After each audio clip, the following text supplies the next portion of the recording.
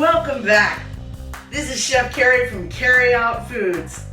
Thanks for coming back again. Hey, today we're gonna bone out a chicken. We're gonna fillet the chicken, the whole thing. And I'm gonna show you how to cook that chicken on a griddle.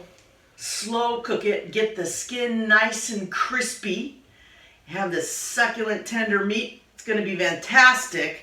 It's a skill that you will use. So let's get to it, and you'll see what I'm talking about. So the first thing you want to do when you're going to go and start doing any kind of fillet work is protect yourself. There's an old sports adage, protect yourself at all times. We're going to put on a cut glove. And what is a cut glove? And somebody asked me this the other day.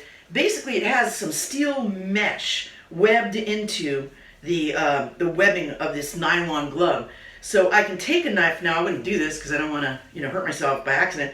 But you can actually accidentally stab yourself or slice at yourself, and it won't go through because the steel mesh will protect your hand from getting cut.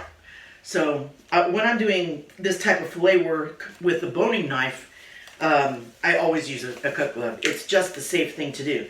You do not need a cut glove on both hands because your other hand is going to be holding a knife, right? So this is the hand that's non-knifed up. So that's the hand that's in danger.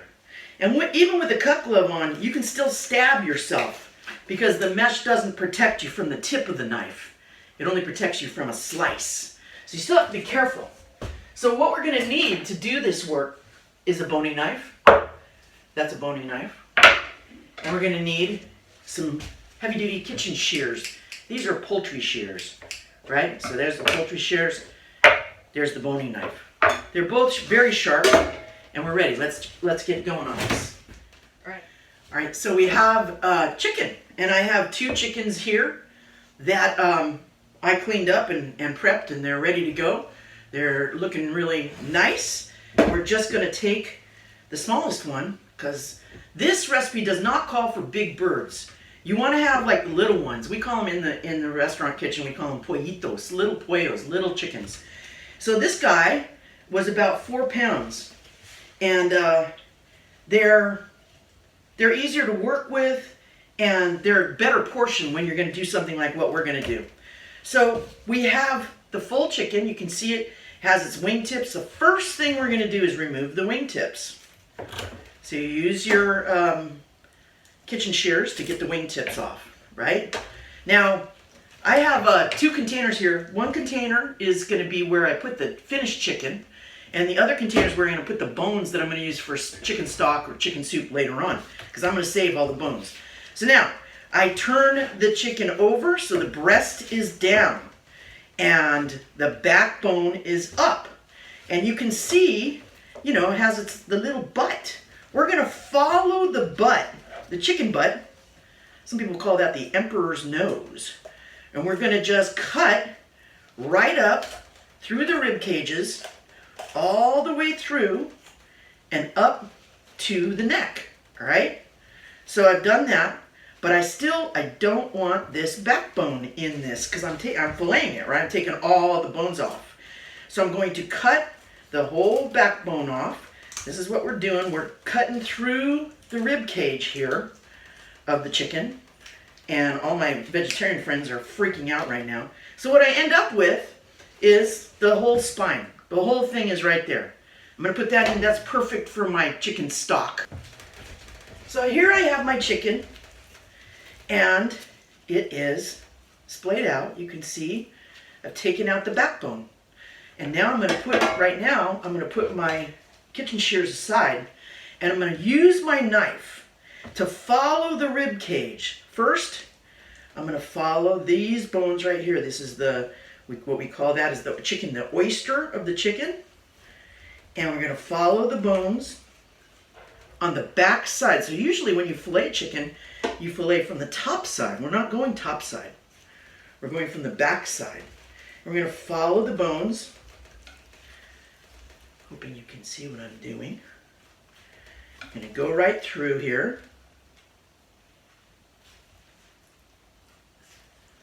And I'm trying to make sure I save all the meat. So I don't want to waste anything. I want to follow the bones all the way down. Now I'm going to go through the wing right there. Hang on, I'm going to turn around because I have to have the leverage so I'm not hacking up my bird. Right? Okay, so I've found my thigh bone right there. That's the joint. I just cut the joint, broke the bone, so it was easier to come through.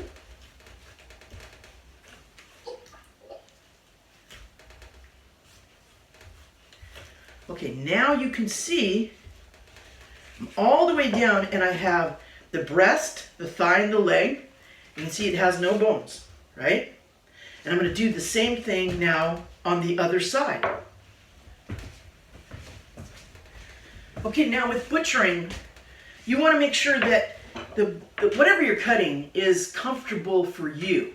So in other words, you don't try to get over here and bend your body to get it in the right position. Turn whatever you're cutting so that it's in a comfortable position for your body. Okay? So right now I'm going to do the other side, and I'm going to do exactly what I did on the first side. I'm going to follow down the rib cage and bones. And over here, I'm going to find the wing joint. I'm going to come right through that wing joint right there with my knife. Come on, there it is. It's a little hard to get through. You have to be careful. Go slowly. And then I'm going to follow along that part of the bone. I follow the thigh, following it down, and now I'm going to break the leg. Sounds really mean, but that's what you have to do. It's okay. You can't feel anything. Okay, then we go down to where the joint is and go through the joint. Okay? So I'm following the breast meat, coming down with the breast meat, and I'm now down to where the spine would have been on both sides. Okay? So, yes. Yes. Almost there. Almost there. You can see, now I just have to follow the top line of the spine and come through here.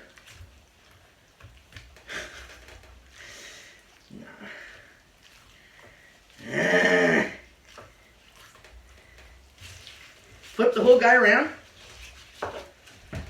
Come back and just cut that skin a little bit. So now what I have is the rib cage on both sides and the wing joints on both, or the thigh joints on both sides, and they're going to go into my soup container again. Now, I could have maybe gotten a little better meat off of here. I didn't get every single little ounce of meat. And my friends who are butchers out there are going, you didn't do that as well as you could have.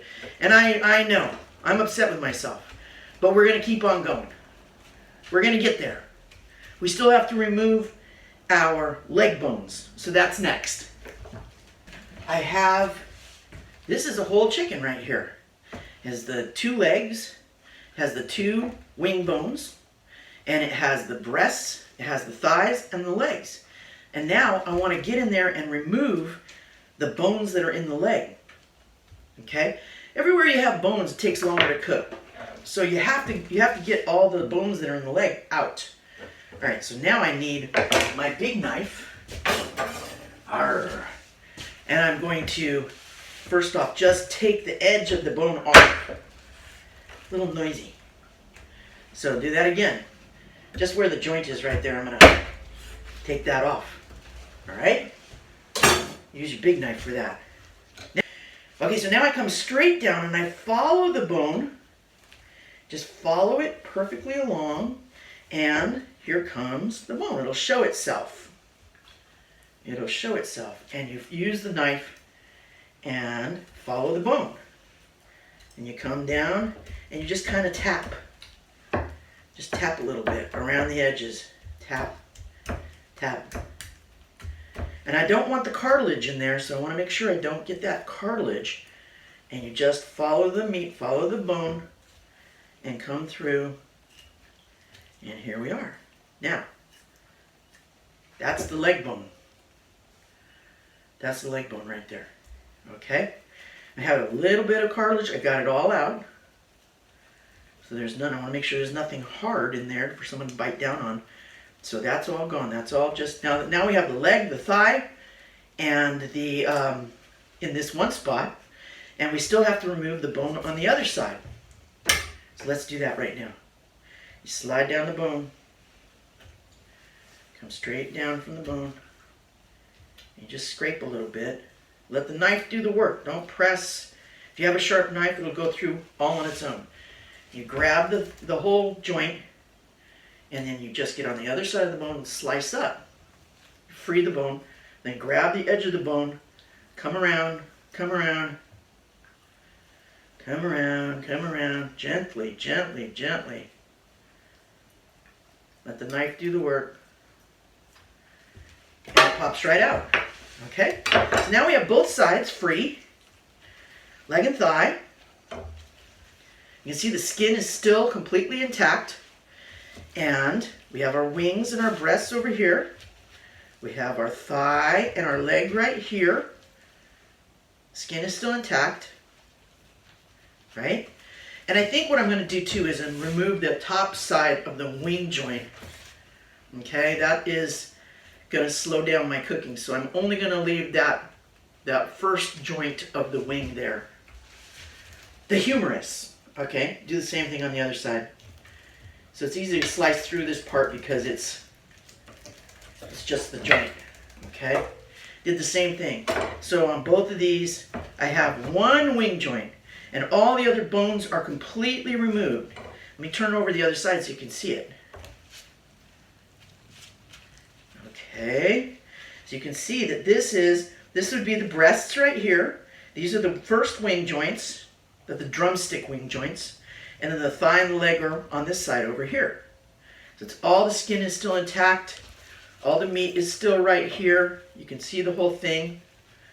And what we're going to do next is season it up, get it ready for the grill. All right, so I want a clean container. This is just a sheet pan that I'm going to put my raw bird on because I've already cleaned my cutting board and it's completely clean and sanitized, so I don't want to put any more raw bird on it.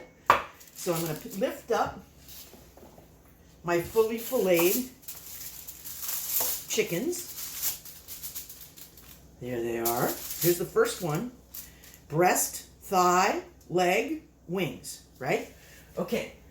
And I'm going to take this little bowl I have, and I'm going to put my soy sauce, my mixture here, soy sauce, sesame oil. Now, sesame oil, people usually overuse it. I only put a couple of drops, maybe 4 drops for this whole recipe for both birds.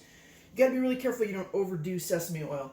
It becomes super overpowering if you put too much. Okay, then got my fresh ginger. I'm going to put about 2 teaspoons in here. That was about 1/4 cup of soy sauce, 2 teaspoons of fresh ginger, about a tablespoon of fresh garlic that has been completely chopped fine. Okay, now I'm going to take and mix these things. Oops, wrong thing. There we go. Mix it up so we have a little slurry of flavor. Okay, there it is. There it is. Nice. I'm going to put a little bit of oil in now. Keep it from sticking. Just a little bit. Canola oil. That's just a pure canola oil. Got that there. Yum, yum, yum. All right. And now I'm just going to drizzle it on the bird. On the meat side. Don't do the skin side. Do it on the meat side. All over the meat side. Not too much. Because you don't want it to be salty from the soy sauce, right? And now you're going to take the cilantro, put it over the top, and smush it, just smush gently into the meat with the cilantro. And you already got the garlic, the sesame oil, the soy sauce, and the fresh ginger already on there, right? Okay, here we go. Can you see it? Yes. So now it's all seasoned up on this side. Beautiful. We're going to cook this side second. The first side we're going to cook is the skin side. So I'm going to roll this guy back up. Turn it over. Turn it over. This is the skin side. And I'm just going to put a little bit of salt and pepper. Salt. Yes. All right, so I have my chicken ready to go. It's all marinated as I showed you before. It's seasoned up, and I'm going to put it on my grill that's preheated. And so I'm just going to lift it up gently. So I don't want to mess up the skin, and I want to make sure the skin has contact across the whole thing. See how it shrinks up? That's the skin contracting as it hits the heat. Get it all in one place, right there. So I got my chicken on my flat top grill, and it's slowly cooking. And as it just starts to get set up, leave it alone for a second. As it starts to get set up, now I'm going to take, this is a La Creuset roasting pan. It's very heavy, enamel. It probably weighs 2.5 pounds. And I'm going to just put it right on top of where the breast and wing joints are. Just set it right on top of that. Now, in the olden days, in France, they used to take a brick. They put the brick, clean brick, right on top of the chicken. And this dish was called chicken cooked under a brick. And so I am doing the facsimile of a brick with the La Creuset. It's still French. So it's sitting on top, and it's going to flatten it down, and it's going to make sure that the skin has contact with the grill everywhere, because I want that skin to render. And I don't want to completely cover it. I don't want to, put another full pan over the top of it. Why? Because then I'd be steaming my chicken instead of sauteing and slow pan roasting it. We don't want to steam the chicken. It won't render if you're steaming it. So you got to have that hot heat, that griddle heat coming up. You can see the steam's coming off. It's cooking out the water in the skin, and it's melting the fat. Okay, so now you can see how it looks. The skin is completely browned. Skin is crispy, fully cooked now, seasoned up beautifully. What more could you want? I mean, I'm a chicken freak, I'll tell you the truth. I eat a lot of chicken, I love it. But this is my favorite way. Really, this is my very favorite way to make chicken. So try it. You will love it.